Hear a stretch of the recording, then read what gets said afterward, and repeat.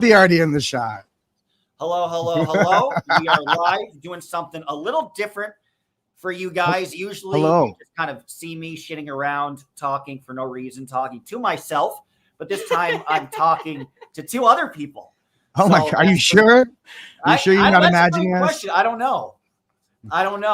Dodge has friends. Apparently, unlike some other people. But yes. I actually have friends. Some people comment that I have no friends. What? Who's the? Well, there's a friend there. Who's that? And this is Vanessa. No, the dog. I meant the dog. Oh yeah. Not me? And the dog. I meant the other bitch. It's his name. His name is Name. Name is Name. The nameless name. So we give him name. That's like calling your dog. Yeah. Yes, dog. exactly. And then I'll refer to him and I'll be like dog. I'll just be like the dog. Dog. And he's Just moving the dog. computer, but that's okay. I call my dog the dog. I don't love it, but you know. Nice. Oh, hi, bud. I like it. Dog. I You like want to it. sit up here? Go Hey, just dog. sit. You want to sit? You wanna Then we're sit, good. buddy? Hey, Actually- sit. Actually, more than anything, I'd probably call her, hey. Hey, that's what I do. Hey. Hi, Bubba. I think she thinks that's her name. Hey, get May over here. very well be. Where is she now? He wants to get in the action. And it's fun because usually I stream, you can't really see the dog. I mean, you see the dog when you can't see me, but you rarely see us at the same It's time. either you or the dog. Yes, it's either me or the dog. Yeah, we got to. So how do you get it? How do you get into this crazy conversation, Dodge? That's a great question. Well, Vanessa's asking me about that. First, I'll set this up and remark who I'm with. We're with Daniel Mustard, who has a really interesting history in Scientology. Another fun, interesting side story is he was sort of discovered on Opie and Anthony doing a badass cover of Creed, right? Yep. If I'm not World's mistaken. greatest cover. That's what they tell me. That's what thousands of people say. That's what it's tagged as. I did not do that. But It's not inaccurate. So subscribe to Daniel if you can. We'll 'Cause I'm a talk about creep. a lot of interesting things. You did the Scientology school. You had an experience when you were young in that regard. Even I'll ask you about this later, but I thought it was kind of cool. You even met David Mayo, which to me, the what could have been in terms of the heads of Scientology. I didn't know who he was. I didn't know anything. I didn't know anything about him. But, Right, and that's a conversation we'll have, which maybe is that why Miscavage got to be number one, because he made sure everybody knew who he was. But yeah, so we'll start with that, and then I'm with Vanessa LaRose, Welcome. who I decided to come by and say hello to in my drive back from Flagstaff en route to LA, and she knew that I was on the way, so yeah, it all kind of worked out nicely. So the West Coast gets together. Yes. And then here comes the East Coast. So be foul mouths about it. Yes, There you and go. here comes the East Coast. And then you were curious, Daniel, about my story. And Vanessa, How did you get it? Yeah. Yeah, and then she was asking me, and I guess you never know who knows or not. So we have about 29 people watching at the moment. So many of you guys have already heard this story, so forgive me. But long story short, I used to be a local TV news anchor. And I was an anchor in Yuma, Arizona. So really, it's like a bumfuck city of 100,000 people. And after Lisa Marie Presley died, the mainstream narrative on her was that she was a great artist and she died. I kind of felt like a big part of her legacy should have been that she had the guts to testify against Danny Masterson in the trial. She was originally put on the witness list for the first trial. That got rejected. But then she was going to be on for the retrial, and she even gave her testimony. So I just simply wanted to add, as a news anchor, that despite the fair game and the repercussions, she was going to testify against Masterson because she was best friends with one of the Jane Does 20 years ago. And she was told by Scientology to tell her friend not to go to the police. So she felt a lot of guilt about that and essentially wanted to right her wrong. And I thought that was pretty cool. And that she, despite the career damage, despite the repercussions that she might get, she was still willing to go to bat for justice and for what was right. Then long story short, I put it up on YouTube. I put it up on, because we could clip our clips and put them up in different places, put them up on YouTube, put up a print edition. And Corinne Powell, who's the chief spokesperson, calls me and she says, oh, all this stuff about Scientology, I don't know where you got it. And I kind of played dumb in the beginning. And I say, and she said it was religious bigotry and it seemed like I was attacking them. So I essentially tell her I'll take it down. And then she calls me. I don't take it down. I ignore her. She goes to my station. She tells the station either fire me or they'll sue. And there's no in between. I even offered to sign an NDA. So it's not like I'm that brave. I even offered to, not talk about them. I could be suspended without pay for a month. It didn't matter. So they made an enemy out of me because they had to take it all the way where I would have to be terminated. After that, I was on with, I connected with Tony. So wait. So they came at you for wanting to include this part of her Presley's story. That's it. That's all you did. Okay. That's all. You're such a provocateur, Josh. My goodness. Oh my goodness. What did you do? He got fired for trying to. That's insane. That's insane. And you see how fucking creepy these people are. You see how coercive they are. You see how fucking up your ass they can be. I'm sorry, Dodge. I swear a lot. I hope that's okay. I fucking swear all the time. So I swear like a sailor. It's ridiculous. No, and then also I'm already offended by this whole it's a religious bigotry. The notion of Scientology as a religion is offensive to me and anyone who actually believes in anything. It's not. It's very much not. It never was. Even when they started claiming it in the beginning, we all knew it was a big open joke. No, it's not a religion. Children like her and I, though, we somehow got tricked into believing in something nonetheless. We didn't know better. We didn't know any better. Yeah, but you can see. Could you imagine worshiping to the god of self-help or something? It's like, who's that big giant guy who sells self-improvement courses or something? Could you imagine? You're like Tony Robbins? Yeah, imagine thinking, Tony Robbins is your guy. So, it's a crazy thing to believe in. But it is offensive to call it a religion. To say that's religious bigotry is just dumb. Yeah, in my opinion. There's my 2 cents. Yeah, and just a comment, guys. Usually I have an open chat. When somebody else is on there, there's going to be more controlled. So just FYI, and then Daniel also has the ability to delete or block whatever he would like to. So okay. No, both of the trolls I've met before. I've responded to their trolliness as much as I'm well, going if you can handle it, then by all means. Yes, we are chronic thieves and boyfriend punchers here in this club. That is what happens, and that's just how it goes. And obviously, I love Pokemon. Well, I was like, it's not even about that. It's about weirdly enough. It's just I do believe in not the notion of accepting rumors truth as being a bad thing. So people are going to talk their talk, and I'm sure it's lovely to talk, but no amount of this is going to convince me of anything. Cool. Certainly not to think any less of Vanessa, which is what they're trying to do, and so they're failing at their purpose. So, it's overt product all around. But, this is just something interesting to talk about. Only that this is how Zero Dark Tony operates. And I just... No, Zero Tone 40 we call him now. We don't even say that anymore. We don't even say his real handle because my pun is better than his, and that's the best way to get at him. It's the best way to fuck with him. My pun is better than his. Zero Tone 40 is much better. Yes, but just remember, most accusations against most SPTV creators, the root is Zero Dark Tony. So you really have to take everything with a grain of salt. And that other people have been in communication with him, and that was a thing. And there could have been a lot of misunderstanding or mess up, but it originated from ZDT. And I think if we all have beef with ZDT, we're all on the same side, and we all realize that he just makes up shit out of complete thin air. Thank you, Fat Grammy. Yeah, well, that's I believe is his business. That's the job these days for a lot of people like him, content creators. Let's see what we can make up. And then that becomes the constant accusation for everything. Yes. That's what, he's just trying to create content. It's just clickbait, and that could be everything. You could be literally strangling me, and they claim it was clickbait. Yeah, right. So, hey, no. They're just worried about you, Dodge. Yeah, well, thanks, guys. Well, you're being an asshole. If you're worried about me and you're still being an asshole, you're still being an asshole. I'm sorry. And it's fun to bring to the table because it's all of this is based on, think about it. All of this is based on one supposed singular event with a fucking card. So if you think that's the biggest deal in the world, that's on you. But again, you have control. Rumors gonna be rumors, you guys. Rumors gonna be rumors. And if nobody's talking about you, then you're pretty fucking boring. How about that? Exactly. That means you're making it a difference. Yeah. Well, you're getting in people's craw.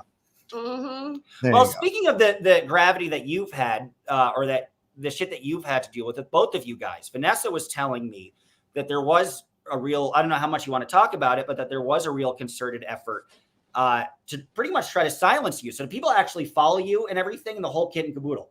Yeah, in LA. It was a situation that started to become really overwhelming, to be honest.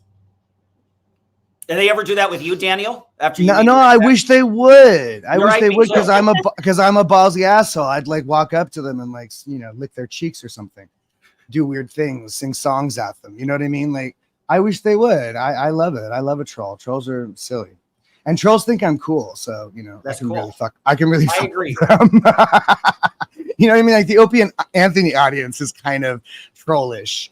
Not to malign anybody, but like, you know, the kind of guys that are into that kind of thing are also the kind of guys who tend to listen to something like Opie and Anthony, and they think I'm mad cool because I'm the creep who, you know, I'm the homeless guy who sings creep. So I get a lot of points. I get a lot of points in weird places. You know, and there is a, you know, like, I don't know. I wish, you know, it'd be funny. I think it'd be funny. I did see some of these guys trolling Katie Holmes years ago when she first left, when she first ditched the guy. What's his name? The guy that jumps out of buildings. Bruce. What's his name again? Oh, that's it. All right, I have to get up and get this shoe away from her. Hold on a second. What are you doing? All right, do your thing. Just over here, like, taking all the valuables. Yeah, you guys are so obsessed with this one You thing. guys are seriously ridiculous. I'm just glad I have pants on. It's like, it's a fucking poker. Hey, get in and steal it, I but did who not. gives a shit? It's a fucking Pokemon card. Yeah, I didn't Oh, steal she stole it. anything. No, I didn't you know- steal anything, That is you funny, asshole. DOA. Pokemon lives matter. Look, I you know, I don't know. Needs must as the devil drives, as my ex-mother-in-law used to say.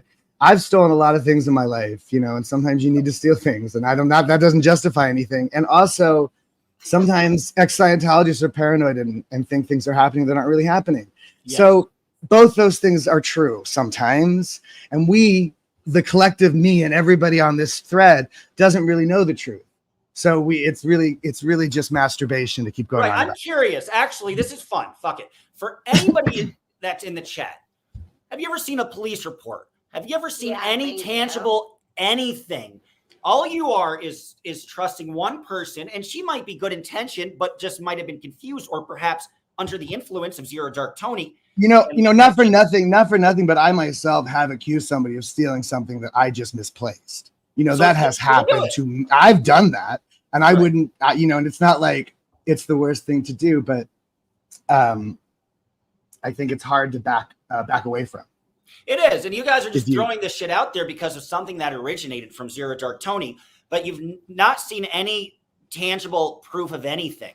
And at least with ZDT, with his eviction stuff, with whatever, with his kid, there's a paper trail of proof that comes along with it, which is why I feel, and people who dislike him feel, more comfortable in throwing that shit at him, because they could actually back it up. And somebody did note that there's a lot of DOA trolls. I have a lot of fans who are also fans of DOAs who might be a troll towards you. So always look at the reflexive side that somebody might be on. And I hope it's just some people commenting. You're calling Liz? Nobody's calling Liz a liar. Nobody's calling Liz a liar. I'm calling Liz a liar, actually. Okay. Cool. Oh, okay. Interesting. All right. Yeah, Liz definitely. I'm trying to assume that you didn't take the card, Vanessa, and I'm trying to give Liz the benefit of the doubt in suggesting it was a mistake that she doesn't know how to back out of. Like sometimes you get and confused a lot of people, and so maybe she doesn't know how to back out of it. But I tried so hard to help Liz Ferris, so the fact that anything negative came out of her mouth about me, it's really heartbreaking, to be honest. So it is what it is. I know. My mother once accused somebody of stealing something falsely to get rid of a house guest. Oh. You know what I mean? So I'm just saying, like, none of us really what happened here. Say what? No, and this was a relative too. And that's the other thing with Liz, she could very well feel that her card was stolen, and she could have had a multi-hour long conversation with ZDT where he brings in this evidence, stirs the pot, says, I heard X, Y, and Z. And she feels like she is honestly You might disagree, but she might feel she is honest. She honestly feels it was stolen. Yeah. But then you look at the backgrounds and the people at that moment, not that she's still communicating with him, but at that moment, you look at the background and you see where it comes from, and it comes from a liar. Yeah. Is all I'm saying. That's the funny thing. I actually half asked somebody about the Liz Ferris thing, and they then told me a whole different story about Liz Ferris lying about something completely different that had nothing to do with you or Pokemon cards. So like, you know, because wasn't specific. I just said I didn't know there was going to be another thing. So that to me kind of makes me go, well, okay. But that's not proof of anything. These comments are making me laugh. So hide your kids, hide your wife. Direct look at them, respond. It's not going to kill you. Yeah. It's no, I don't mind. I'm sure, for people watching. But like this, you know, like the Granny T person just comes off like it's such a ditz. Some of these people are clever with their trolling. I love a clever troll. I applaud cleverness, even when it's nasty. Yeah. So, and guys, thank you for the super chats. Yeah. Keep them coming. I'll still take your money. Whatever. That Grammy's great. Just make fun of me all day. Just keep sending him super chats. We're totally cool. The last thing I want to say before we talk about the substance, because at some point I'm just going to put the chat to the side. It's fun. I don't know. I think. Well, it's you fun. were having a good time. Fuck it. You know? What should we talk about? Do we have questions? Well, I want to ask you a little bit about your story. What does Miss Withhold mean? Is it true? I don't even know what Miss Withhold is. So you do something and then when you do something and then you're mad at them for whatever. Yeah. Like projecting. It's a dumb Scientology term. I like it. It's a dumb Scientology term for childish behavior. I don't know if I'll get to wear one. I don't know if I have a chance or not. Vanessa's kind of sexy. A nice comment. There's a bunch of nice comments. There's a bunch of you just can't see them all because they're going a mile a minute. I'm being blinded. And this is the most wild, crazy chat ever. Free chat is fun. Who needs moderators? Just yell at the chat all day. Oh, somebody lost their loyal supporter. Not so loyal after all. Dodge getting red. Yeah, you can see it in my face. If I get red, my skin is so pale. Oh yeah, I get red too, but you get red. I see you. I do. I recognize the red face man, the red face white man. I recognize. For real, we exist. So, are we supposed to talk about Scientology? What do you want to know about Scientology? It's evil. Scientology is an evil cult. I wanted to do a whole focus on, right? Everybody. I wanted to do a side because she said you were political, so I thought we could do a side by side. I thought we could do a side by side comparison of L. Ron Hubbard and Donald Trump. Oh, I kind of love that. Okay, you were talking about this with Vanessa because they're practically the same guy. Well, but that's a fun thing. Do you think Miscavage is more like Trump or more like Nixon? Because I feel like he's smart. JD Vance.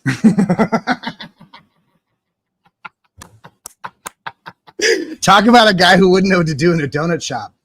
Yeah, that was wait, what were you asking me, Nixon? Because he's much more paranoid. He's more like Trump or Nixon.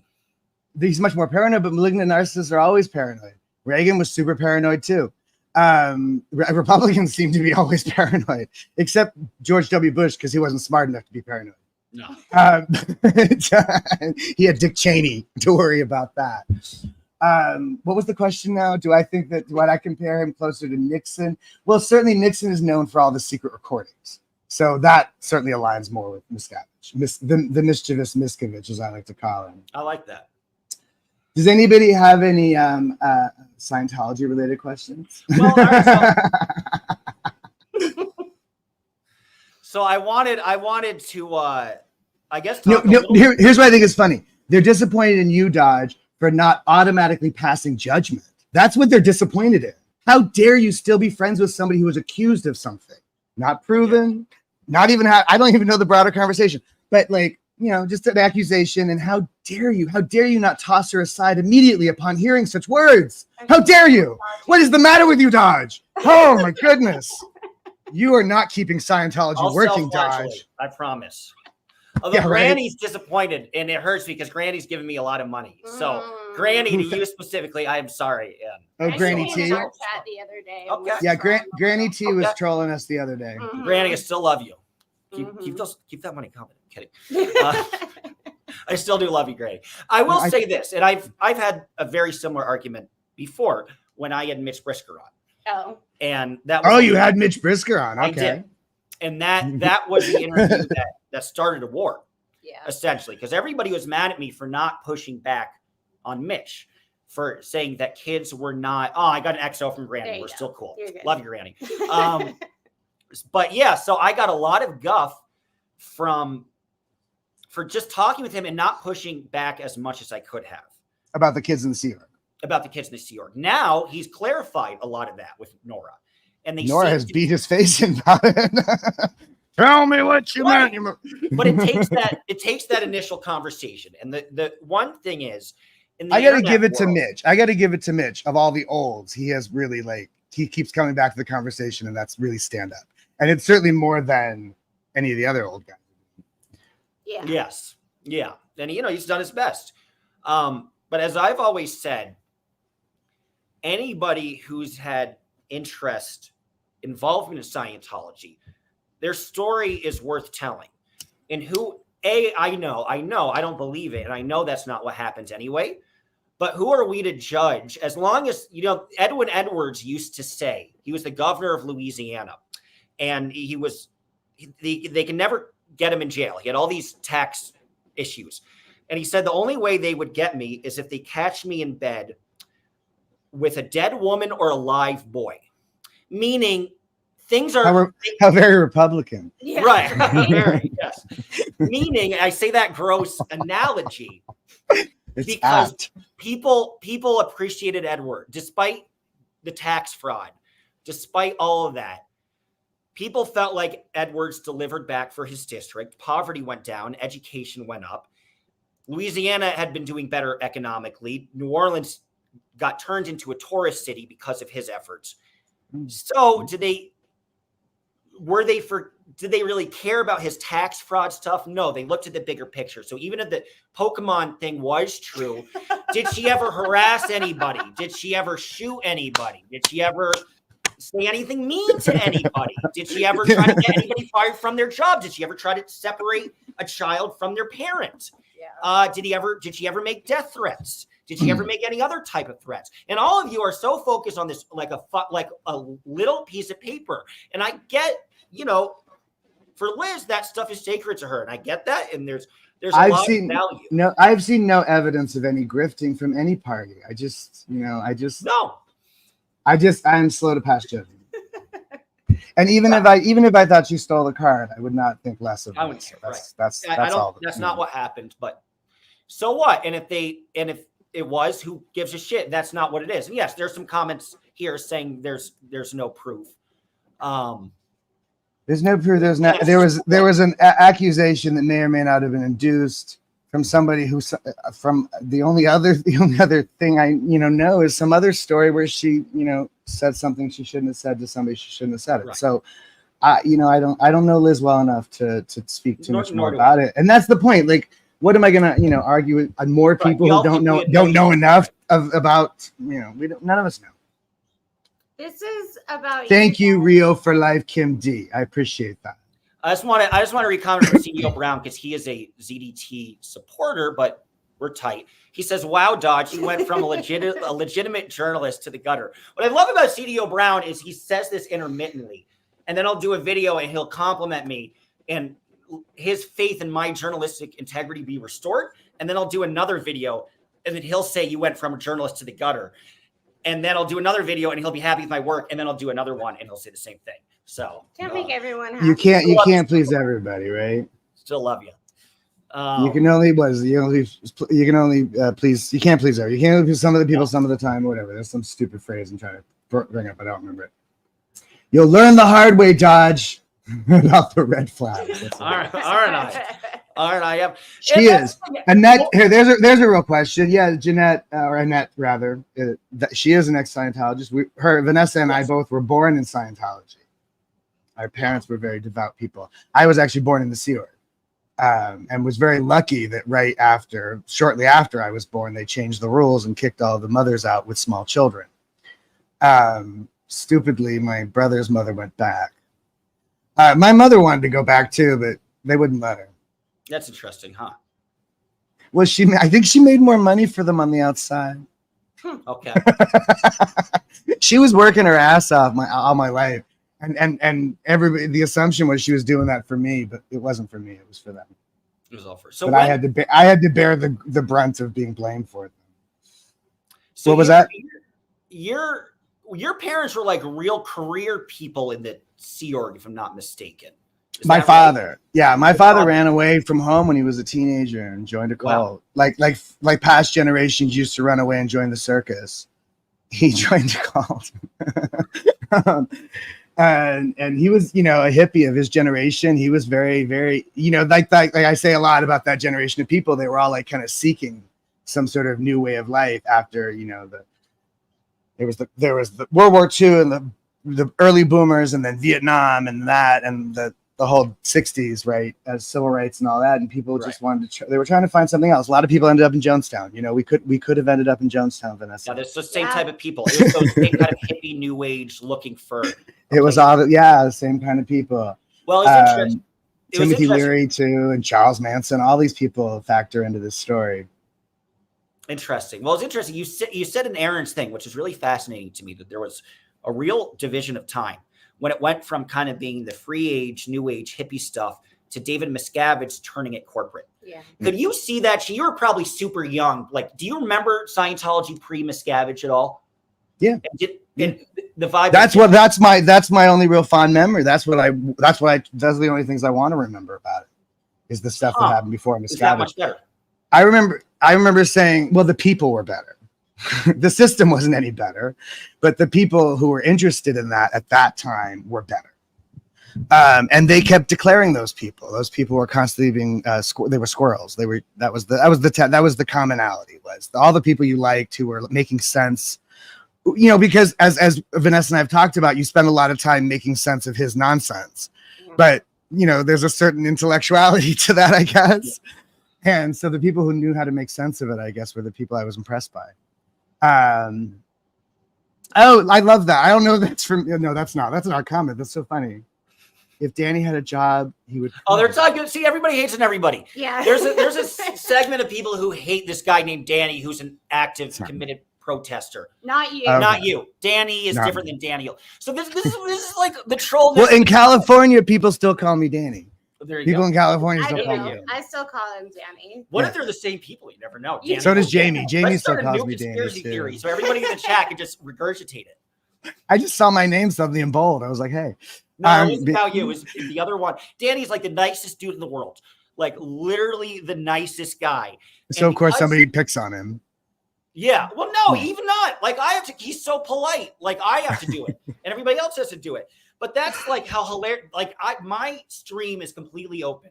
So there's no mods. There's nothing. And every time somebody talks smack about Danny, who's the most active protester, who's one of the most committed, who's currently Scientology is trying to get a restraining order against him.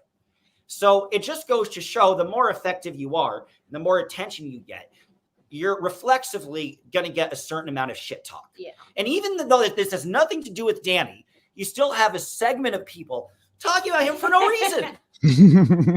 Well, like the user's name was Danny don't got a job. And then the comment was if he had a job, he'd prove it. I was like, whoa, that's deep. What were we talking about before Danny? We're so wild. Yeah. Okay, we're talking about we're talking about the transition.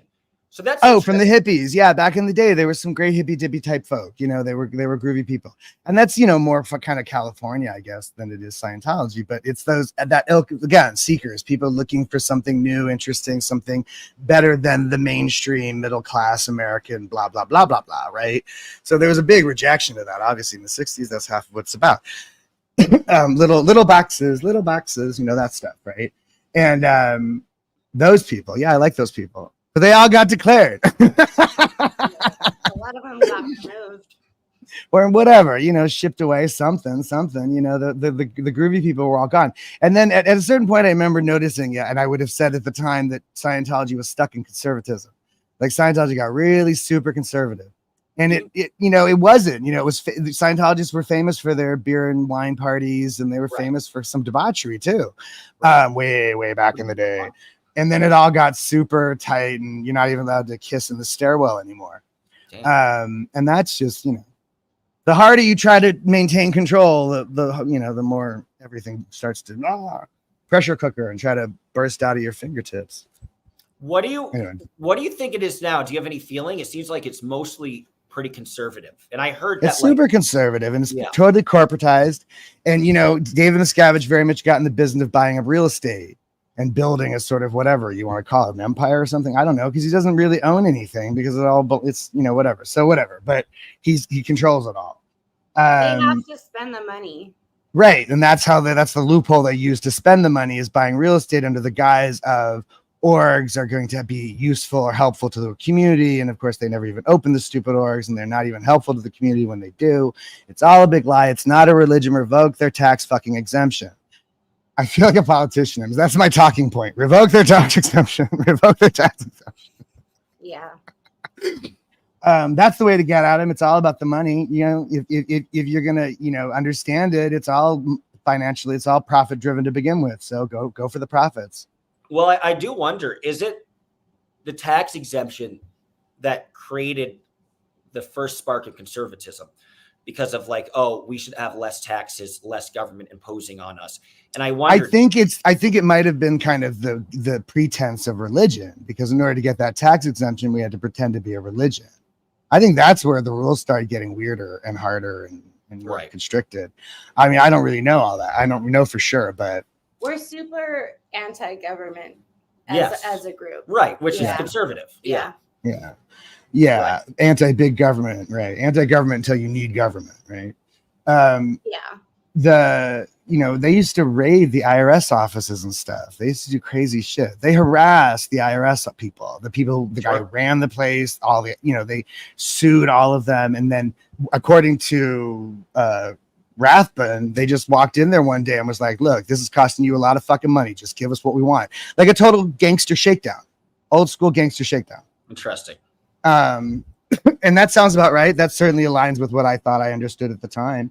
For me, it's a lot of overhearing conversations I'm not even supposed to be listening to. Right. So when I was a kid, but that seems to align with what I know happened. And there were other people who were supposed to take over. It wasn't even supposed to be him. There was a husband and wife. You remember their name, Turner. Pat Nanny Broker. Yeah. Pat Nanny what? Broker. Broker. That's it. Broker. Yeah. Right. Well, they were supposed to take over, and he, it's a coup. It was a literal coup. Well, I was going to ask you. So the last thing you said, you met David Mayo. What did people think about him? Because wasn't he ostensibly, didn't L. Ron It was after the fact. He had been in the building. Oh, really? He had lived in the building at some point. This is the Shangri-La. This is the epicness of the Shangri-La. Everybody passes through there. And I wasn't until he was long gone that in hindsight, people were saying, oh, remember him? He was that guy. But I don't even remember what he did. I just know that he got declared really he was the most sort of identified as SP that I had ever understood. And when we were kids, you understand the SP was a boogeyman, was an evil, not just a bad guy who did bad things, but evil in their soul, a different kind, the ultimate othering. They have a different kind of spirit, different kind of Thetan, right? They're not really whatever they are. So I didn't know him. I just vaguely remember that he had been there at some point, and we knew that later after the fact. He got blamed for everything. So when you saw him, he was almost like a shell. He didn't have authority. He didn't. No, what do you mean? When he was when he was in the Sea Org? Or even after. So you said you were in the same building as him? The Shangri-La is the building across the street from CC International. Okay. And for reasons various, lots of people come through there and are there for this, that, or the other reason. They used to, people would do auditing sessions in apartments. People would do the crazy rundown. What's the thing where somebody's having a mental break and they lock them up? They would do that in our apartments. They Yeah. did the convalescent Introspective hospice, rundown. dropping your body bullshit in our building. What?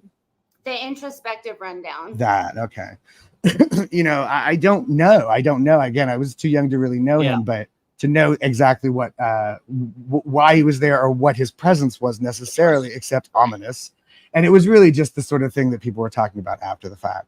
Right. But I don't even remember the story of David Mayo. I just remember it because it's Mayo and Mustard, because my name's Mustard. That's mostly why I even fucking remember the guy's name, honestly. And I met another guy named Mayo once years ago, and I went on about this thing. He got blamed for like ruining the religion. Like they said, you know, anybody who got audited by him had to be handled. Right, but see, that's what it was supposed to be. They have moved the goalpost, Vanessa. Yeah. The SP is still that same. You know what I mean? Like the first time there was an earthquake or the first time there was a school shooting, it was like the biggest deal in the world. Yeah. Now they happen every other week, and they're not ignored. But it's you know like I don't think he was any worse a squirrel as any of the other people who were declared squirrels. I don't know though. But what they said he did, Vanessa, would you believe that? Is I that don't true? believe it at all, because I've read different stories now, and he was really like allegedly a good guy who was trying to get, you know, it kind of back to how LRH wanted. Right. It. And that's a consistent theme amongst a lot of the men in particular I'm talking about. Yeah. That was the mentality was, and that was also my mentality too, was you take what you learn and then you do something with it. And that's what those guys wanted to do. Yeah. And no, the church didn't like that because then they can't copyright that the same way. You know, if you make it your own, then you can you do something else with it. MK Ultra style. Yeah. So yeah, no, they did not like that. That was probably what I'm talking about. That's probably what that's really the transition was when they started clamping down on guys like that who thought they had their own ideas.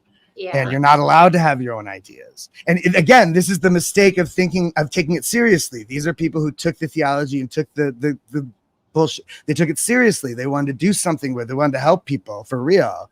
And then the institution that knows better, that knows they're just fucking with you, goes, you can't do that. You got to stay here. And we got to keep fucking with you, right? Yeah. I wanted to ask a question by the great Jack Parsons in the chat. Hello, Mr. Parsons. Mr. Mustard, we all know him, but probably different Jack Parsons. Mr. Mustard, when did you blow? Interesting. Did you ever know Bob Minton? I believe you did. So do you want to tell the story of Bob Minton? How do I pronounce his name? I don't know who that is. Bob who? I don't know that one. Minton. He was just another exec back in the day. Oh, I don't think I knew him. Oh, I thought you said I knew Dr. Dank. That's a more interesting connection. That's who's doctor? Is that Scientologist? He was L. Ron doctor. He was L. Ron Hubbard's doctor. Yeah, Dr. Dank. D-E-N-K, not Dank. Not D. Everybody else said Dr. Dank. Yeah, Dankweed. No, Dank. D-E-N-K. He knew his doctor. That's cool. I didn't know this Bob person though. Okay. Bob Minton. Well, he mentioned it. Well, how do you blow? Your story's fascinating because didn't you sort of choose living on the street over continuing to be a Scientologist? Was almost that fork in the road? It's so not that simple, but I doubt it. It's a weird story because I was born of a generation of Scientology people who thought they were going to birth a generation of Scientology reincarnated people who were going to be OT from the womb and not have to learn anything or be trained in anything and this kind of stuff. So it was a very, so I ended up just sort of, whatever. It was a very hands-off parenting process. I don't know how to put this exactly because I never joined the Sea Org. And that seems to be the thing that people really identify as what it means to join up. Even in the conversation between Sea Org people and non-Sea Org people, public as we're called, there is a divide. And a judgment and shade. And there's there's a caste system there, right? Again, something I knew nothing about until recently. You know what I mean? Like I had no idea they were all looking down on me for not joining the Sea Org, except my mother. My mother was very disappointed. Say what? Like not being a Mormon missionary, where if you were not a Mormon missionary, like your name was mud. So if you don't like join a Mormon missionary and go do the knocking on doors stuff, right? Right. Yeah, it's kind of like that. And the thing is, though, the conflict I had, and I am starting to really understand, is this issue of faith. I'm recognizing intellectually, I understand that Scientology is not a religion. What are you smiling at? Somebody asked if I raided Danny Bonaducci's closet. And I love this shirt. Don't you fuck with that. That's a great it's shirt. not inaccurate. Someone sent us a for a new shirt earlier. Well, Danny Bonaducci. Partridge Jazzy Family, costs Danny a lot of Bonaducci. shit, but Jazzy sends me money, so thank you, Jazzy. Yeah, it is. I love vintage. So this is a 70s style shirt. It's a cool shirt. It's a good shirt. Definitely from an era. Yes, I think I was really born in like 1933. Yeah. You should have. Yeah, right. Yeah. I was born the wrong time. It's true. Right. So what was I on about? Yeah, I never joined the Sea Org, but I did believe in it. So like I grew up really feeling a lot of shame for not playing along. I compulsively rebelled, but I felt guilty about it the whole time. Do you understand? Like I never said, oh, they're wrong. I thought they were right and I was wrong and I was just fucking up.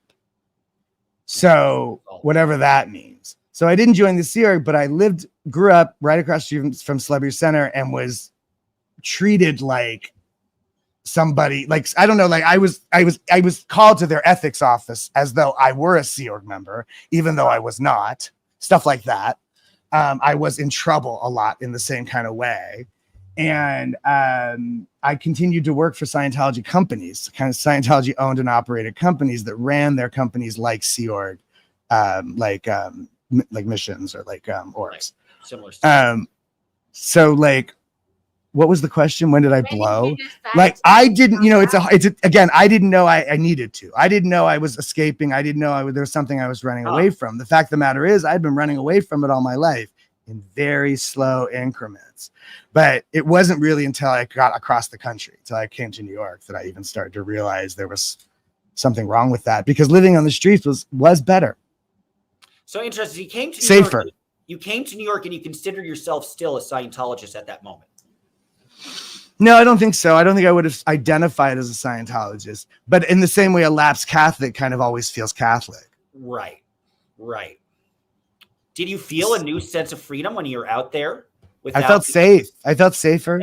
And I was learning, I think, amongst the homeless, how to, know people, how to connect with people in a way that I didn't understand I was missing, because, again, it's everybody's doing this game. Everybody's playing this sort of weird disassociative game all the time. And when you're a child, you have no idea. You have no idea there's anything going on. You think they're right and they're normal and there's something wrong with you that you don't get the game. And it's a snitch culture, so it's really hard to get close to people. And they don't encourage it. Close personal ties are not encouraged, presumably for spiritual freedom reasons, but really it's for mind control reasons. And again, the snitch culture, the KR, the knowledge report, which is presumably, in a friendly group where everybody's getting along and nobody has any, beef or nothing. Maybe, the idea is, if your friend is messing up, you want to tell your friend, hey, you're messing up, right? But that's not what it is. That's the idea maybe, but what it is totally, you fucked up, and people getting people in trouble and people using KRs to troll each other. You know what I mean? Like we were trolling each other as children, man, with the KR report long before there was social media. You know what I mean? That's a good. The KR, man, is the ultimate troll. Yeah. It really was. And that's interesting, but it gives you this reflexive mindset to kind of tattle and attack on people. It's like that's a virtue. Even when you're a kid, you're not necessarily told by your parents. You're not necessarily told by your parents, like, tattle on people. Obviously, you don't want to get in trouble. But I've seen parents scold their children for being snitches. Like, that's kind of don't do that. Don't be a tattle. That's not nice. That's weird. It's a fucked up thing to be, even if you're right. No, but you're absolutely taught to be a tattle. There's a bit in the book 1984 when he's fixing this woman's sink across the street, and there's a kid, her son, and he's part of the youth group, the snitch youth group, and he's watching him, and he's so suspicious, and he is guilty, so he feels the kid watching him, right? And that's what we were like. We were this little little snitchy brown shirts. It's horrible. It's a horrible way to be. Horrible. And you'd get in trouble for not snitching. Yeah. Right. Yeah, exactly. If you were there, they'd be right. If they find out from somebody else's KR or somebody else comes clean about something in auditing, and then they find out that you were involved or that you knew about it and you didn't snitch, it's a whole nother level of trouble. That's the fucked up part about it, and that's why there is a network of people talking about this, because it is very complicated, and there are lots of bizarre layers to it, and there's lots of specifically different experiences. A lot of everybody seems to is abused by this in a different way, and some people, I think, it's fascinating that you felt safe on the streets of New York City versus where we came from. Foolishly, I mean, I got my ass whooped, but I ended up in the hospital a lot. But yeah, I did feel safer. And it's silly because I think about it now, and I was, I was really dumb about it. I'm really, really lucky to be alive in so many ways, because I don't know, and because I didn't realize, but I was fleeing something really horrible and oppressive. So like, just getting out of that, it was like the relief of that. So I didn't have time to process the fear of the new situation until much later. But you do realize that once you do get off the streets, how terrifying all of that really is. But it's just been a life of being chased down by saber-toothed tigers. Yeah, right. Where you feel more safe on your own. I just want to say, speaking of drama, Aja, who's a protester, commented in the chat. I just saw that. Yeah, saying, "Where's my apology?" And then she's going to release some text. She's more than welcome to release the text. I just apologized to her over text, and then she wanted me to do it publicly.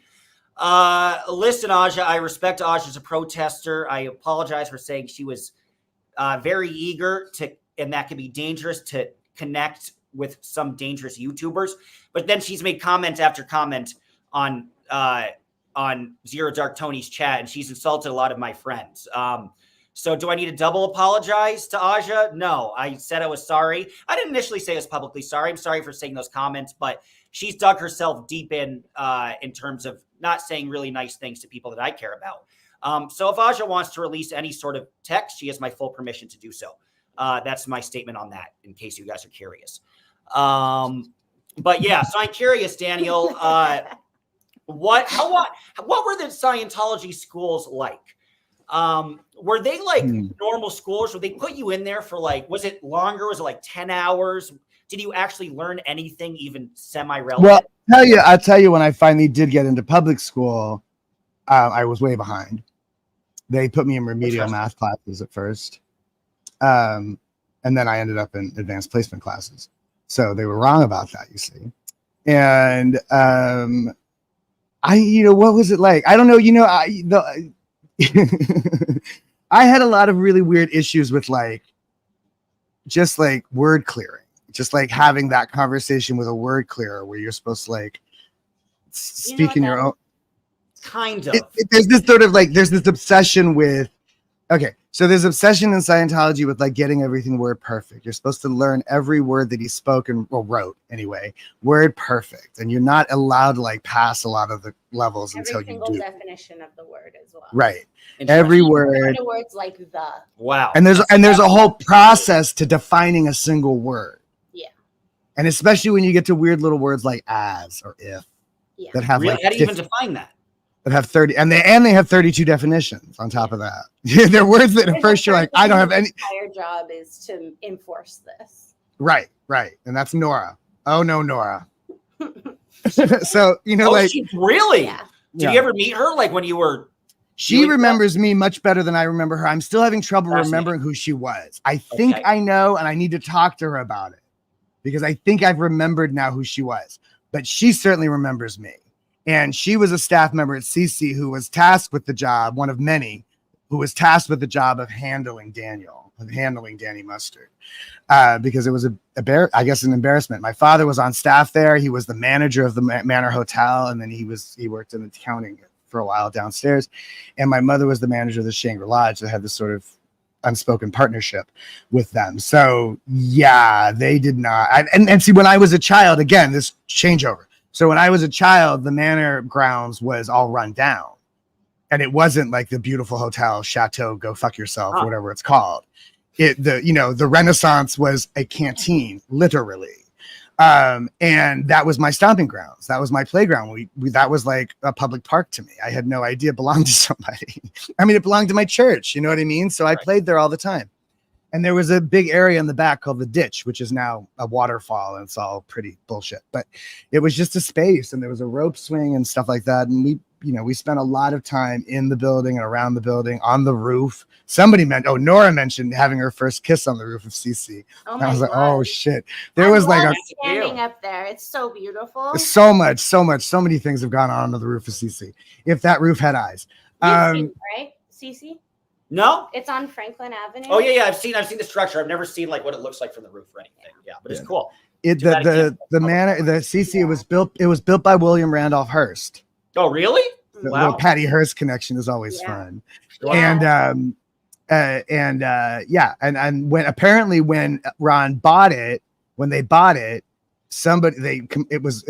everybody hated it. They thought it was a really dumb idea. It was the white whale. It was whatever. They called it a big burden or whatever. But then at some point they renovated it and made it all fancy hotel and celebrity center and all that to woo in the celebrities. It was part of his plan to get celebrities in because it had been like an old hotel for the celebrities. Oh, interesting. He wanted PR. It was a PR thing. He was very big into the PR. He understood that. He talked a lot about that.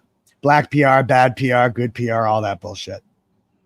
And we all know what PR is. It's just messaging. It's just whatever you want people to believe. It's propaganda. Has anybody ever stayed? You know anybody who's ever stayed there? at the hotel. Yeah. You have to be a Scientologist to spend the night. Interesting. So we used to rent the room as kids and like watch movies, scary movies. So I always wondered if you go into a hotel and they have TV, is it just David Miscavage on the DirecTV channel, and you flip it, and then it's more David Miscavage. The Scientology channel. Yeah, probably nowadays. But that's it. So just volcanoes all night. Just volcanoes all night. And see, that's the imagery I really remember is that goddamn volcano. That was on TV for like legit when I was a kid. And then the renovations, and then they didn't, then all of a sudden the neighborhood kids were a nuisance. They don't want us around. It was this constant complaint about my presence. And then when I started growing my hair long, they really didn't like that. I remember being escorted out of CC one day, and that was the complaint, is that I didn't look up stat. I had long, messy hair. And on the cover of Celebrity Magazine, which is a magazine that they used to publish that featured celebrity Scientology. They just put out a brand new one. I know, I heard that, right? Yeah. But on the cover of that magazine at the moment was a bass player called Billy Sheeran or Sheen, who was in a band called Big Sir or Big Dude or Mr. Man or Mr. Dude or something. Anyway, they had a pop hit in the mid 90s, in the 90s at some point. And so it was like, I'm standing there and this guy's complaining to me because it's all about my look and I don't look right, whatever it is, because I'm a grungy, long-haired hippie kid, and somebody got on the elevator with that magazine under their shoulder, and I'm staring at this picture of Billy, who's got long, really super frizzy hair, like his, you know what I mean? It's like, how come he gets to be on the cover and I'm not allowed to be in the building?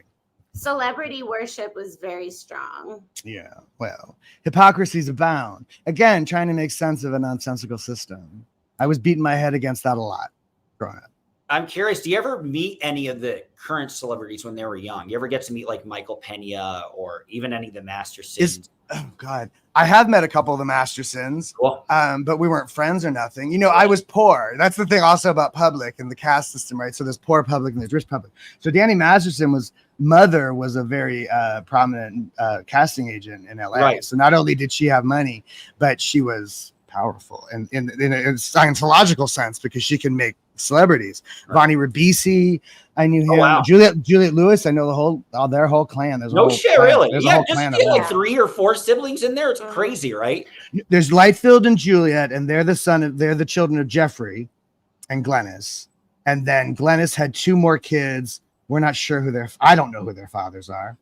But they're different. There's Brandy, and presumably the rumor was that she had an affair when she was at Clearwater for her 6-month check. And so the most ethical group on the planet. And then Bo, I don't know where Bo came from. And then she got married to another guy called Batley, and they had 2 more kids, Drew and Quillen, who were who are more close to my Quillen age. is homeless now, sadly. Damn. Yeah. We got to save him. He's worth still in saving. Scientology? No, but he still believes in some of it because we Interesting. tried talking to him and he was very much still in the belief system. Does he still have like respect for Miscavage, or does he just feel like it's? We didn't get that far.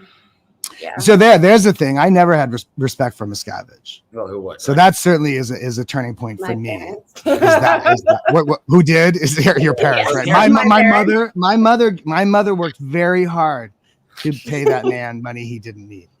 Yeah, a lot of people do, and in fact, now apparently they're telling people he's like they're trying to talk about him like he's a god or something. Like they didn't even talk about L. Ron Hubbard that way back then. That was one of the things I really liked about Dr. Dank, because people always asked him about L. Ron Hubbard, and Dr. Dank always talked about him like he was just a man, he was just a guy, he wasn't a god. You know, he didn't like the deifying. He saw it happening in real time, and he didn't like it. So he wasn't like, man, I did some operation, all these thetans just started spilling out of her. And Wouldn't that be funny? Wouldn't you love to hear that? Right? Oh, yeah. I tapped into his third eye, and Xenu came flying out. Yeah.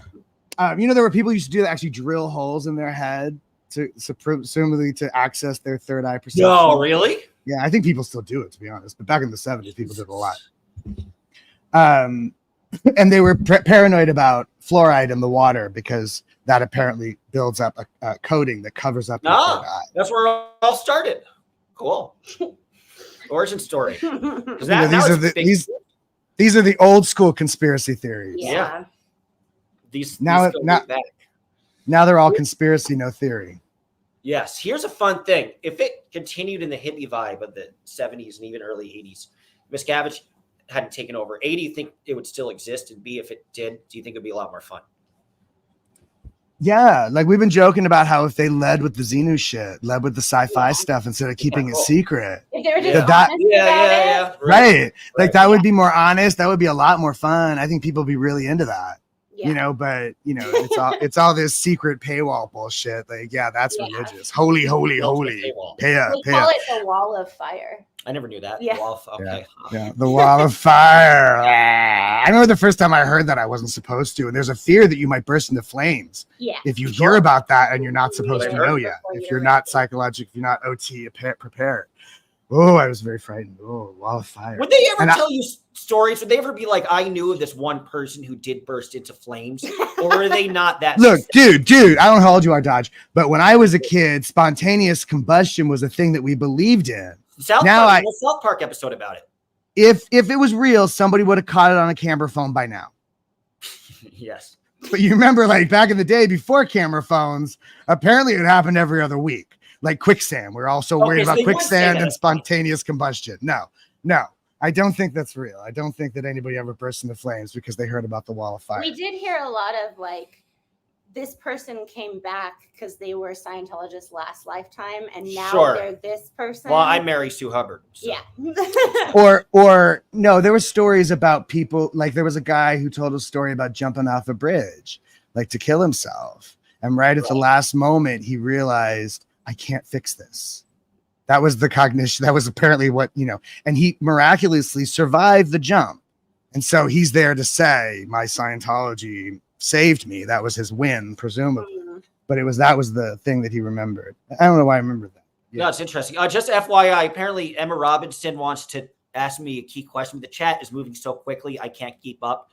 So Emma R, if you want to retype your comment, I will address it. Yeah, put comment or question in bold caps so we can see them, because there's a lot of chatter. Talking shit about, and we're not really following the chatter. We chatted at the chatter earlier. Like, I'm not going to read Deport Janny 17 times. I don't need to do that. But if somebody wants to ask, yes, do like an actual comment. See, like this, like ankle spreading false narrative. That's adorable. I love it. I don't know what he's talking about, but I love it. Talking about this other person named Jessica's infected ankle. Oh yeah, that's making fun. See, it just looks like a nonsensical phrase, and I try to make sense of it. Word clear it. Yeah. Yeah, right. Trigger. Plunk. Why is no one- Yeah, so I was a summarily bad Scientologist, but I was in my own way devout, which doesn't make sense, especially to Scientologists, because Scientologists think you're only a Scientologist if you're moving up the grades, if you're paying in. You got to pay in. You got to pay in. And I think there was something about it that like that. I was offended by that too. I remember the offers of auditing for certain things that have, oh, we'll get you in session. We'll get you in session. So like people say that to me a lot, but it was money. I didn't realize that at the time. But the reason, and people asked, did you get in the session? No, because I didn't have the money. And so, you know, there's that. Most of the auditing I had was like student auditing, people learning to be auditors. Yeah. Which is, I was don't know. actually twins with Danny Masterson's little brother at CC. We did courses together. Oh, wild, really? Yeah, we were pretty close back in the day. What's he like? Was he nice? Or they all like? They all think they're like part of the cool kids group and like? They were part. Well, they are cool kids. That's just it. You know what I Yeah. mean? Like, do they think they're cool kids? They are cool kids. Yeah. I remember seeing Jason Lee and couple Mastersons and some Rabisis and Ethan Suplee, and like they hung out. They like in high school. You know, you'd see them. They're over there. They're the cool kids. You're over here at the dunce table, and that's just how it works. And they owned restaurants and bars, so we were at the right age to be like, "Oh, can we go?" And we would, and so. Yeah, sometimes you get invited to stuff. Yeah. That's another thing that I've always wondered. Did you ever lose some of your faith in the strength of Scientology? Because if you follow these celebrities, they seem to be successful for a limited amount of time. And most of them are pretty washed up, minus Elizabeth Moss. It's like Jenna Elfman was in Dharma and Greg once. Ethan Yeah, actually, to be honest, I am so impressed or surprised the fact that Elizabeth Moss did anything after Mad Men. For what makes you say dozen that? reasons. Well, for one thing, that show was huge. I mean, John Hamm Sure. literally stopped working for years, and Right. it's just like just now kind of coming back. Yeah. You know, the show is really iconic. It's hard to come off of a show that you're known for like that and Yes. do something else just as Yeah. an actor. And she did a bunch of little indie movies in between, which was smart of her. Yeah. And the Bridesmaids, I mean, the handmaid, I always want to say Bridesmaid, the Handmaid's Tale thing. Yeah, that's a trip that show. I think it's surprising that show is as good or as successful as it is. But Right. it's really good. It's really, really good. They're really lacking celebrities these days. But they are. It's like Ethan Suplee was in But Mighty see, you Bell. have- like Yeah. And That's Jason it. Lee. No, And that's I the would last time we never- saw them. right. Michael Pena. What is he last? Ethan Emery is another one we haven't seen I've in a never long even heard of that time. person. He was one of the Griswolds in the Griswold's Vacation Go to Vegas so when they go to Las Vegas. He was the boy Griswold. And he was also in a better movie of note. It's a kind of a quintessential high school movie, but it's not of my generation, so I don't remember it. But Seth Green was in it, and the redheaded girl. Can't hardly wait. The redheaded girl from 6 Feet Under. She was in it. Like that's, I think, a better movie, but I don't remember the name of it. There was somebody else I was about to mention too. No, but to Elizabeth Moss and John Travolta's credit, those are people I think that would have been just successful with or without. There's something about what they do and the way that they do it that's effective. And like, I don't see anything particularly Scientological in Elizabeth Moss's career path. I see what anyone who understands like how indie movies works and how you like, because she got that break on that show. And that's what most people would have done. They would have done that show and then either like walked away or expected to just be offered bigger things. And instead she did what like Robin Wright Penn did when she came back. She did a bunch of little movies, little indie movies. You do a bunch of little indie movies. And that's a thing that like, you know, certain people know how to do. The Spirit Award type people know how to do. So that's not about Scientology, in my opinion, but that's how she then stays relevant to the point that then she gets the next show. Yeah. Emma wanted me to ask you about something, just to read some of the comments. It was something about Yvonne Jens. Yeah, she wanted to ask you about Yvonne Chench. I know Heber. I don't know much about Yvonne Chench. Did you know them? I met Heber Jens once at a function, only because he knew my father. Did he actually seem nice? He seemed like the one likable. Yeah. He's like Santa Claus. He was a Santa Claus kind of guy. Yeah. That's why it's fascinating that they just kicked him to the curb, because you'd think if they treated him well and they still had him as a spokesperson, he'd be so good for the YouTube age. Yeah. Because unlike Miscavage, he came off as a really nice, sweet guy. Yeah. But, Miscavige doesn't. Yeah, he doesn't even know. He doesn't know. Well, that's why I you know, wonder why he's not people- very self-aware. Miscavige. No, he really that's- does. He really does think he is the shit's. You know, the cat's meow in 100 ways. Speaking of wait, it's silly, but I just remembered something, Mitch, because you mentioned Mitch Brisker earlier. Mitch Brisker told a story on a feed I saw the other day about being in the gym at Gold, and David Miscavige comes in to the gym at Gold. And when David Miscavige would work out, apparently he'd wear very, very tight workout clothing. And Mitch commented on the lack of package. Oh my God. Now, what I thought was funny about this, and tell me if this is an overthink, is if there's a lack of package, I understand that's okay. Let's not laugh at the man. But generally speaking, when there is a lack of package, you don't want to highlight that. And I think what I got from Mitch's story is that David was trying to highlight that. Like he was trying to show off in his wardrobe how much of a lack of package there was. And I'm wondering if that's some sort of like exaggerated brag. Like he can be a badass even without the big dick. Small package, sure. Mhm. Right. Like, look, I can be your boss even with hyperspadia. You know what I mean? Like I don't know. Is that an overthink? I don't know. No, I don't think it is. And I'm curious. Do you think there's any truth to the rumor that he was banging the pretty androgynous Lou? Right. Of course he would be hooking up with a manly woman, but a lot of the women in the Sea Org, this is true of a lot of weird spaces. You know, you go in the Sea Org, you go to Williamsburg, it's a lot of queer people pretending not to be queer. And you know, there's a lot of gay straight couples, I call them, Yes. right? So like, you see that in Williamsburg, you see that amongst hippies, you see that in punk, you see that in the punk world. A lot of like, cause you know, homophobia is large, living large. And so I think that's one of the reasons why people hide out in the Sea Org. I think that's one of the many reasons why people hide out in the Sea Org. I think there's a reason why they tolerate being slaves. I think because they would rather be hiding. You know, my father certainly was hiding. You know what I mean? A lot of the people I know who were in the Sea Org all their lives were hiding from something. And Karen's ex. It's the gay. Yeah. Oh, Karen's ex. Yeah, Karen De La Carriere was married to him. I saw her in something. She has a YouTube channel called Surviving Scientology. It's a good channel. Check it out. And she's like old school. She's like old school. Like, she's cool. I've been to her house before and stuff. Me too. Yeah. It's maybe two of the biggest helpers of people getting she out. scared me and and they pulled me in at the same time. What was that? No, I just said they've been two of the OG biggest helpers of people trying to get out. Yeah. From the very okay. Really giving them kind of a safe space. God, the way she was talking, it sounded like she still believed. Oh, I think she did go through an independent Scientologist stage. You know, I threw up on myself, and apparently a lot of that was kind of bullshit from what I've heard. And I gotten some documentation saying that somebody kind of created that a little more out of thin air. At least that's the information that I've got. Yeah. Well, there is a movement somewhere, right? True. There are people who want to like there certainly fix it, Michael right? Hobson is a guy in Reddit. He's proudly shout out to Michael Hobson, independent Scientologist. Yeah, independent Scientologist. Yes, well, that's what they were. That's what they were trying to do back in the day. That's what they were trying to do back. It's a stopping ground. The squirrels.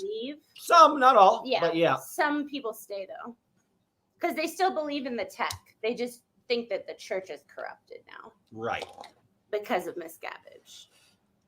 I think that's dangerous. Gotta hold them. I think the church is whatever might have been was corrupted by David Miscavige, but I don't think the system is salient. I don't think it's a good thing. I don't think what he teaches people is healthy, and especially when you apply it to children.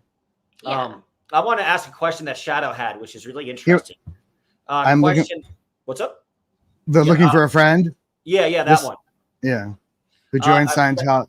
Yeah, I guess let's read it. I'm looking for a friend who joined Scientology about 8 months ago. I learned that Scientology sold her $1.5 million home. Yikes. Where do they take newbies? Sounds like she joined the Sea Org. Yeah, it sounds like she joined the Sea Org. Wherever she joined. Yeah, and they want her assets. Mm-hmm.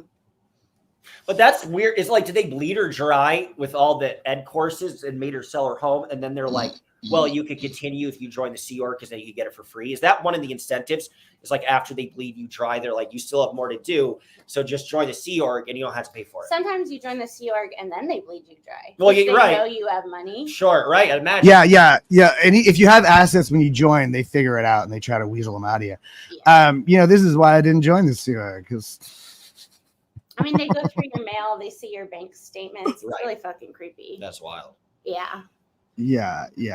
No. Free zoners. Is that what they're called? Free zoners? I don't think they That's are. been the accusation. They're but I friendly don't- with the free zoners, but I don't think. Wait. What's a free zoner? I don't even know what that is. It's the That's a great independent question. Scientologist. Oh, that is the independent Scientologist. Okay.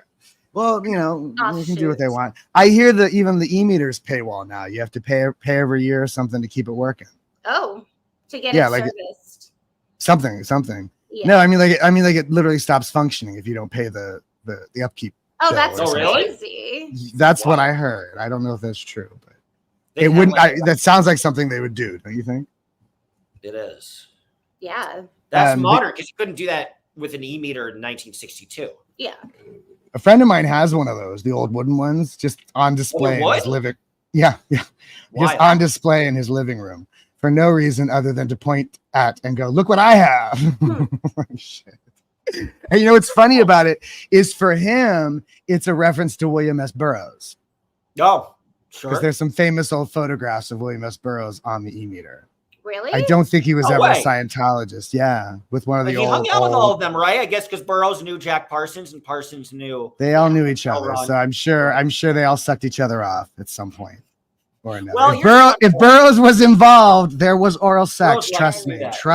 trust me. I've read a lot of this man's work, Yeah, I agree. and we are already questioning L. Ron Hubbard. Yeah, right. What was I going to ask about that?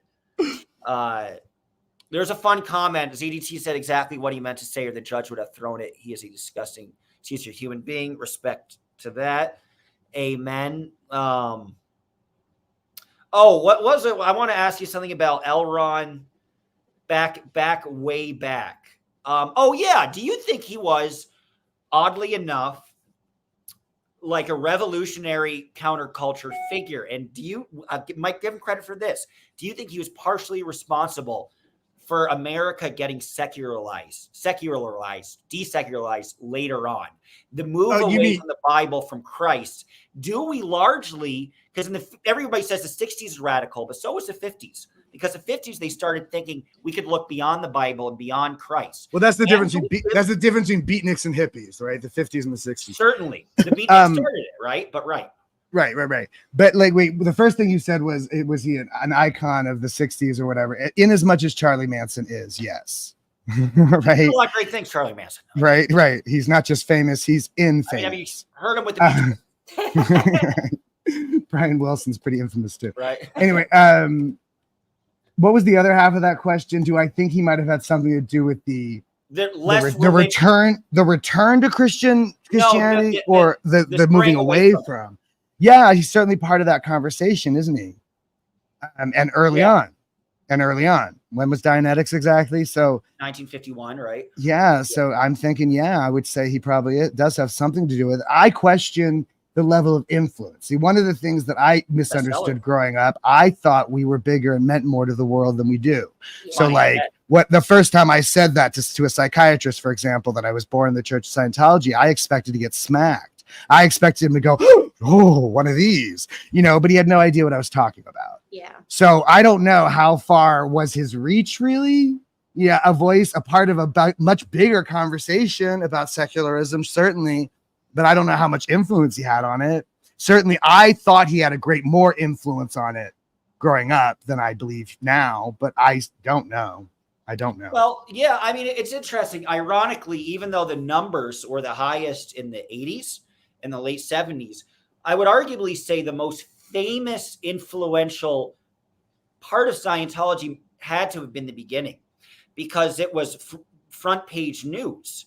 Dianetics in the cover of Time magazine. Yeah. It dramatically gave people a different framework of life and almost liberalized that and 9 other things in addition to rock and roll and Kinsey and everything No, else. that's interesting. But it You're was right. that I guess intent. there was a big splash at the beginning. So that's certainly where the notion comes from.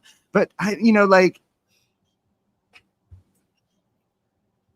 fuck, I don't even know what to say to that. It's a funny thing because I really don't Kind of know tragedy, but it's how I have to give him much. credit. Say Yeah. what? I don't know how tragedy, but I have to give him credit because I only ask because as you notice by the shirt, I love the 50s. Like I know that decade like the back of my hand. And one of the reasons I got interested in Scientology is because of learning about the 1950s. And Scientology was one of the 20 more famous things to happen in that decade. And then you don't hear about its relevance in the 1970s. Yeah, no. Religious movement. Exactly. I wouldn't have thought. I mean, I guess, yeah, that makes sense. I mean, that certainly makes sense. But then again, it's like, what is the propaganda and what's the reality? So, like, again, I have to revise, like, my, the narrative in my head is even more grandiose than that.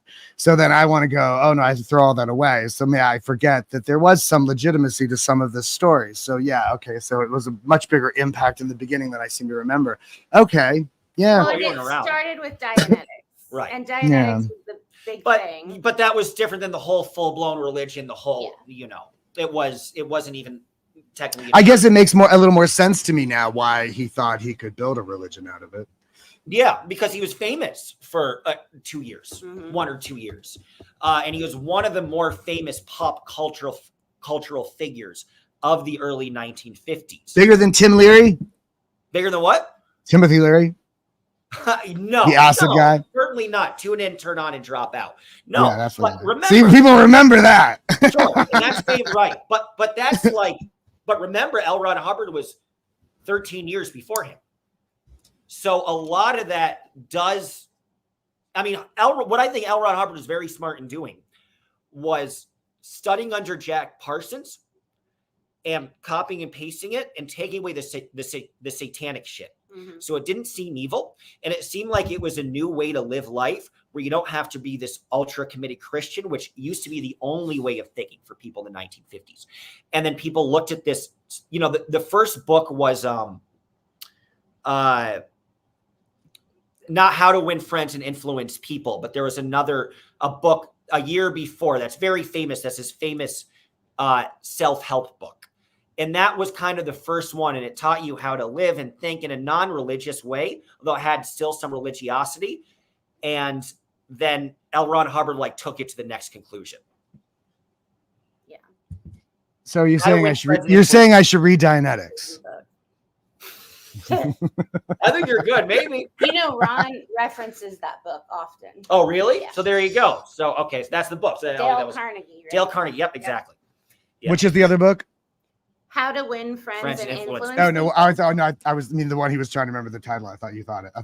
That was it. Yeah. So How to Influence Friends and whenever. No, there's Vincent Peale. What did Vincent Peale write? They're all around the same time. So now I'll just look at because at least I know the author.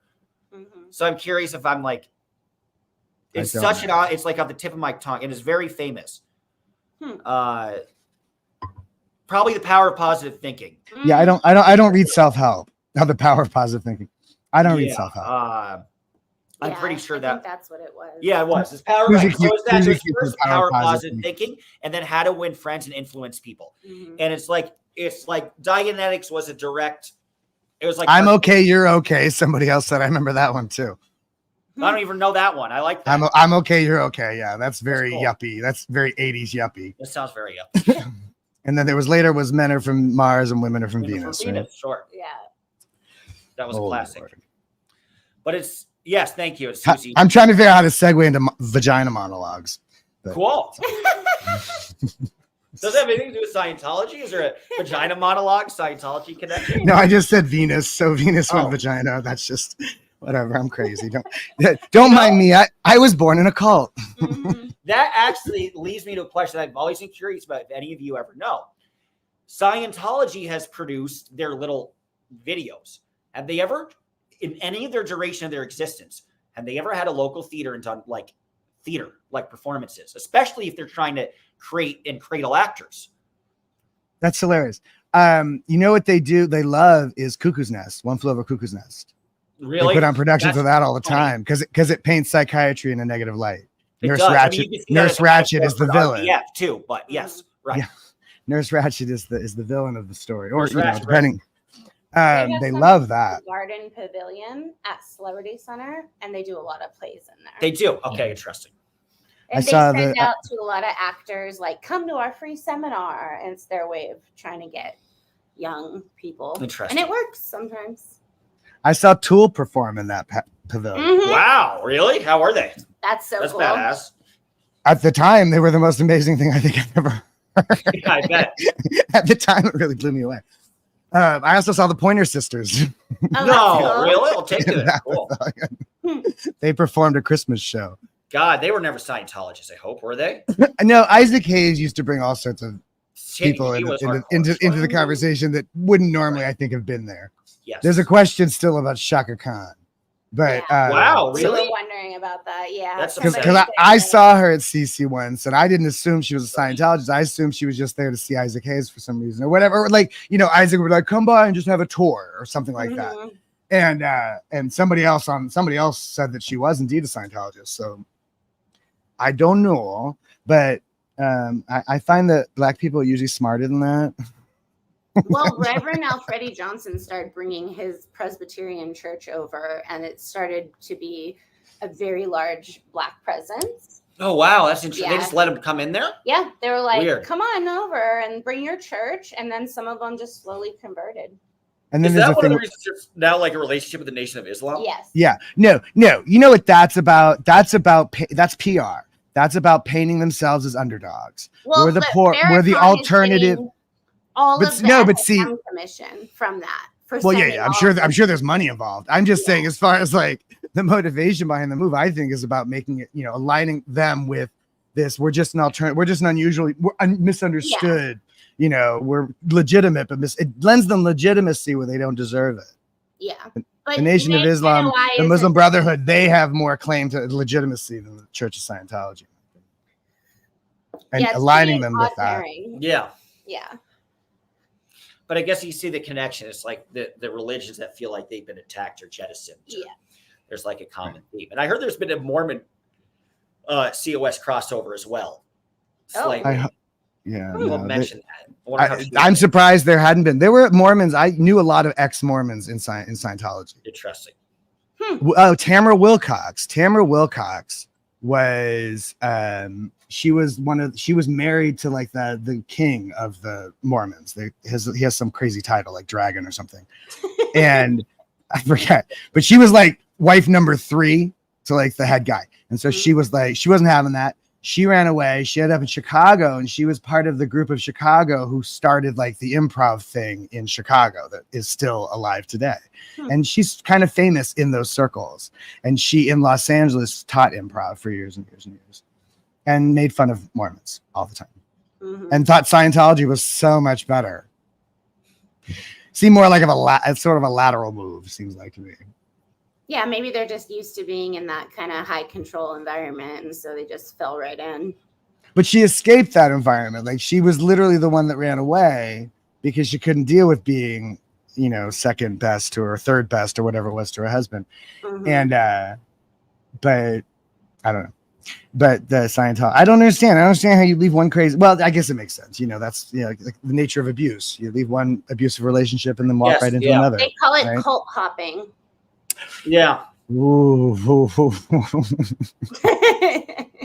How lost can one motherfucker be? Oh my goodness, cult hopping! What a horrible idea! What a horrible. Oh, that's gross. Yeah. It's disgusting. Mhm. Absolutely. Okay, we got it. Danny doesn't got a fucking job. Right.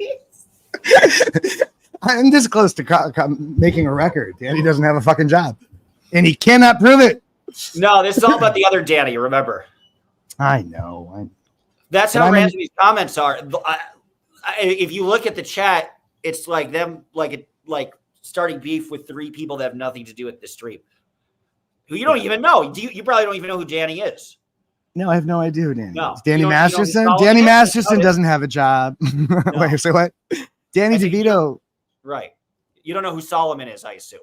No, I don't know.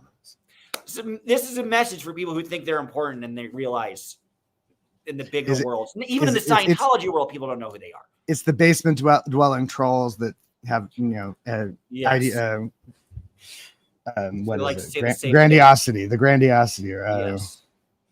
delusions of grandeur. That's the one. We don't care about Danny. Oh, I don't. Respect.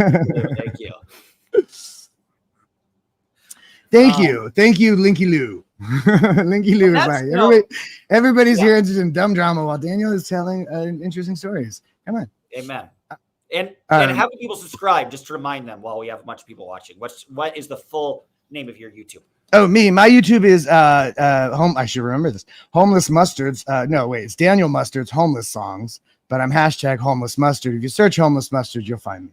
That's that's the thing. It's so funny. Some YouTuber kids in the park the other day when I walked my dog and we play with the balls in the playground. And these kids came up and asked if they could ask me a question, and they made a little video.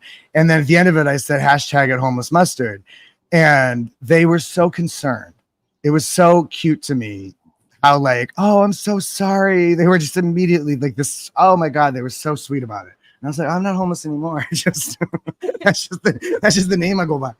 It was just so funny to me how they immediately were so sympathetic. It's another thing you're not used to growing up in Scientology. Sympathy is for bitches. Sympathy's for the wicked. Totally. Yeah, did they, like, when you were growing up, did they just not have certain words or expressions? Like, was there never like, you should get a moment to catch your breath or show respect to yourself, or so it just never existed? No, I didn't know what empathy What? meant. Wow, That's really? What'd she say? She didn't know what empathy meant. Like, empathy was Honestly, and we've all talked about this. I don't think there's a single one of us who hasn't talked about this, because it is a weird one, because empathy is so important to being human, but you are really, really not just encouraged. You're forced to fight your humanistics, your human impulses, right? Somebody on the thing the other day was so funny to me in describing my singing, and somebody described it as music with HENR, which is human emotions and reaction, and I read it as music with her. Right. And I thought, oh, that'd be a great title for something, right? Music with HENR is this description of the way I sing. Right. So because that was, just sort of basic human emotions were discouraged and shamed. You were shamed. You were discouraged as well. Yeah. Sympathy is low tone, it being a victim, even if you're being victimized is, all that stuff, and then the TR's drills that like train you to ignore your impulses, your natural normal impulses. Ignore your body, ignore, whatever, that idea, the fight or flight, or like, that's part of that is like taking a moment to rest and take care of yourself. Those are the things, those are one of the impulses that you're taught to resist, because you have to work. Yeah. You're like a machine. You have to work for the machine, damn it. Work for the machine. Yeah. It's funny. Right. My therapist asked me the other day about like L. Ron Hubbard's intent. Like, do I think his intention was to do good or to do whatever? And intention is a very, very difficult thing to prove. Even like in court, it's like the most difficult thing to prove. But what I said to her was, I don't know his intention. I really honestly can't say. But what I know is the end result of what he did was that he built himself an army of mindless slaves. So I don't know whatever his intention was, but that's what he did. Is there a good version of that? Is there a working version of that? You know what? LRH came along during the time of industrialization, and everything was like, all the factories were trying to figure out how to do things quicker and faster. And he pretty much created human beings like machines, like we were industrialized almost. Like there's just no emotion to it. It's just it's robots. And Vanessa speaks to this often, the dehumanization of not just the language, but particularly our parenting, apparently our relationship with our parents and the way that those people treated us. And then the layers of confusion that creates when you have no idea why people are being cold, or why my father can't interact with me because it'll get him in trouble because he's on the RPF. I don't know any of that. All I know is my father is just absolutely denying my presence in the moment, So stuff like that. And it's fine. He's fine with that. He's fine with whatever pain that causes, because I'm not really his son, or I'm not really his Well, you're charge. only his son this lifetime. Right. So We're it just totally right. We're changes passing everything. souls in the night, and I Here's guess a fun question for the two of you. Have any of you ever gotten the vibes that you had a past life? And if so, what did you learn? I have had what I thought at the time, and now of course I have to question, but I believe to be past life recall. Oh. So not just a sense, but like a what I believe to be. What was a life? It was a death, actually. Oh, sorry to hear that. I'm pretty sure the only thing, if you're gonna remember past lives, if there is such a thing, I'm pretty sure the only things you remember are traumatic experiences. I don't think you remember sipping tea with mom. I think you remember getting, I got an axe in the back. It was a battle. It was a battlefield. It was horses and blood. And the thing I guess that was the most convincing for me was that I seem to remember how it all smelled. That's the one I wonder about. Yeah, that's the thing that I always think is the most interesting thing about it. Olfactory remembrance. Yeah. So wow. I don't. But you didn't know who you're fighting for, or who your boss was, or your friend. No, it was that quick. Year? It was. There I am. I'm on a horse. I'm aware that there's a battle. I can hear it. I can smell it. I can feel it. It's really early in the morning. I can tell you that. And then suddenly I'm hit and I'm down and I'm dead. That's it. So and not like you talk to the horse, being like, "Did you eat?" No, there was no interaction. No. I wasn't. No. I was delivering a speech to all the people. No, they can take our land, but they can never take our freedom. Whatever. No, I just, right. I just, no. It's just that. It was just that instant of death, is all I recall. Interesting. I had a lot of past life auditing. Wow. So what do you remember about it? I remember a car accident. Okay. For the last one. Okay. And then before that, I remember being in the 60s. Cool. Yeah. That's badass. It was very detailed. Wow. Do you remember like what you were wearing and like who you're talking to? Yeah. And I was with this is all taken with a grain of salt, right? Sure. But I've never had well, like I said, if and like I said, like at the time I believed it to be true, and I was even kind of like chuffed with myself, and so was the auditor, and so was everybody else. But I don't, I have to obviously question that. And there's a great deal of, because you are shamed for so many normal things, the things that you are praised for, you want to have good experiences in auditing because that's pleasing to mother. That's a good thing. You'll get rewarded for that. So, having a floating needle was about the only thing I did right. Yeah. Wow. They believe that Thetans kind of like to stick together, like spirits over time. Okay. So in my past life recalls, I was with my best friend, obviously. Oh, cool. She didn't look like her, but I could tell it was her spirit. Wow. With a couple other people who I recognized who are now this person. So it was interesting. I mean, that could have just been, preface. Well, I think we all have that. Sometimes you meet somebody and you just click with them. They seem very familiar. Yeah. Maybe you don't exactly know why. And so within the Scientology idea is that you've met before. Yeah. Sometimes it's because they remind you of you. Sometimes they remind you of somebody you've forgotten about. But I don't know. I don't know. That's the problem. You have to rebuild your whole ideology out of And you remember walking. You don't remember conversations, do you? Yeah. Really? What did you talk about? So the craziest thing was that one night I was really tired, and we were coming home from a party, and I was with my best friend, and I called our dog November. Okay. This is actually happening in real life, right? And my dog was not called November. I don't know where that came from. And she tells me the next day, she said, "You really scared me last night because I have been going in sessions about our past lifetime, and our dog was November." And I've been talking about this. So we definitely had we compared notes. You're not supposed to. We compared, Right. So it would be a bizarre thing to think that past life recall is possible, and sometimes people do it whether you're on cans or not.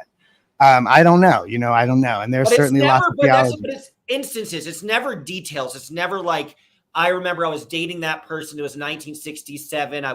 Or you remember, should I vote for Humphrey or Nixon? Mm-hmm. It was never like that. It was never specific. You never remember specific, actual. It wasn't biographical information. Right. That was a rumor that people would come back and they would say, "My name is so-and-so. Right. My folder is I've heard that. Yes. Go find it at this org." Allegedly. That's a big part of the lure. That's I interesting. mean, who Yeah, doesn't want to magic. remember your past lives? If they exist, sure. Yeah, exactly. Absolutely. Yeah. Yeah, Well, I'd wanna and remember- particularly within the Scientology conversation, the idea is that so that you can like pull up information and like have, suddenly my father claimed to have suddenly learned how to remembered how to play the piano after OT5. So like Oh, stuff really? like that. Could he actually That's play a the big piano? thing. Yeah. But he played when he was a child. Oh. So I that mean, wasn't you make his story wasn't exactly the truth. Yeah, none of these people are reliable narrators, myself included. None of these people are reliable narrators. They don't know their own minds half the time. No. That's the scariest bit. That Yeah. is the scary part. I mean, L. Ron Hubbard said that he could make people be able to see like their vision 2020 and all sorts of kind of shit. Yeah, It's See just through not people. I know people who claim they can see through people, see through walls, see through stuff. People who claim that the Scientology cured their dyslexia and stuff like that. I think Tom Cruise used to claim that, but I don't think he does Yeah. anymore.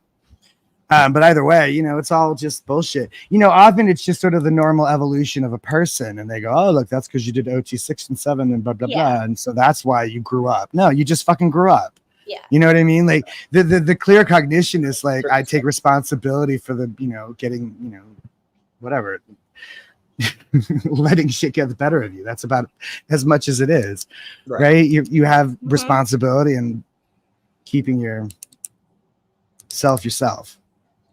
And when you're a child, you don't. When you're a child, you don't. And somebody is there to wrangle you in or put the boundaries up for you. So sweet. And that's part of growing up.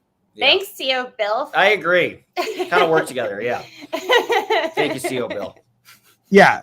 And Margie Barr, I think you're right. I think the intention was to make money. Yeah. And I think also to insulate himself. I think he was a very deeply paranoid, scared person. I think that the whole Sea Org thing was about keeping himself surrounded by sycophants and no one else. Sound like somebody else we know, so that he doesn't ever have to like talk to anybody outside his circle. And again, there's a fucked up thing in Scientology. You have friends and you have enemies. There's no in between. God, that's weird, right? There's no casual acquaintance or that guy's friendly enough, or I'm not a huge fan of that guy, but I just don't want to talk to him and I wish him well. It's right. It's unless they're in the group. If they're Scientologists, you're allowed to find a way to tolerate people you don't like. But outside of that, they're all enemies if they're not your, There's no. I mean, that's what you're taught. You're taught that your friends are only the people in Scientology forwarding the cause of clearing the planet. And everybody else is technically an enemy to that cause and therefore an enemy to humanity. Yeah. And we would be foolish not to count them enemies if they're enemies of humanity, right? It was very us versus them. Oh my God. Yeah. And that's part of the head show. That's part of the mind control is like, you really like, it's amazing to me how naive and sheltered you can be even growing up in the heart of Hollywood. Mm-hmm. It's. Well, and then again, you're also under the impression that like millions of people thought like you. Yeah. So wasn't that weird? What was the moment when you found out Scientologists had less than 30,000 people? Was there ever a tangible moment when you first heard that number? I ran away from Los Angeles and ended up in the streets. And I don't think it was really until I saw the HBO documentary that I even really started thinking about it too much again. I really tried really hard not to. And I didn't, I did not mention it. I did not tell people. I did not. Yeah. And so for a long, say what? Hear no evil, see no evil. I guess I just, and again, I didn't understand that there was something to examine. So I wasn't examining. And it wasn't until the documentary came along, and it wasn't so much that the documentary made me go, oh, that's right. Oh, it is. It was more that I went, oh yeah, that's right. Like I kind of knew everything. There's not a thing in that documentary I was surprised by. It was just kind of like going, oh yeah, you're right. Oh yeah, you're right. Oh yeah, you're right. And then putting that all together and going, oh fuck, this was not what I thought, So, so what was the question? When did I start? Was there a moment you found out the actual numbers of it? Well, again, it was talking to healthcare professionals and realizing how little they'd ever heard of it. I think that was the convincing. That's interesting. Was realizing how little the healthcare professionals in the world, at least in New York City, they knew nothing about it. Like I'm telling them about the HBO documentary. They don't even know about, so it was nothing to them. It was not the big enemy. They were not our nemesis. It's like Sam Jackson in Breakable. Like he thinks that Bruce Willis is his nemesis and he's all like, fuck off. I don't even know you. Like, they were not really our nemesis. Or we were not theirs anyway. The IRS probably thinks of us more as a nemesis than the fucking psychs. Yeah. Yeah. The ZZ Top guys are like old enough to be my dads, and they're like a foot taller than me both. Not for nothing. And they have a whole lot more beard than I do. Not for nothing. That's a nice compliment, though. They're badass. They are badass. There's mad respect to the ZZ Top guys because they were offered $1 million, like in the 80s when $1 million was a lot of fucking money, to shave off their beards for the razor, some razor company. Yeah, they didn't do it. Fuck them. Yeah, I love that. But then I think at some point they used "She's Got Legs" to sell Lady Bix. Yeah, right. Yeah, that's true.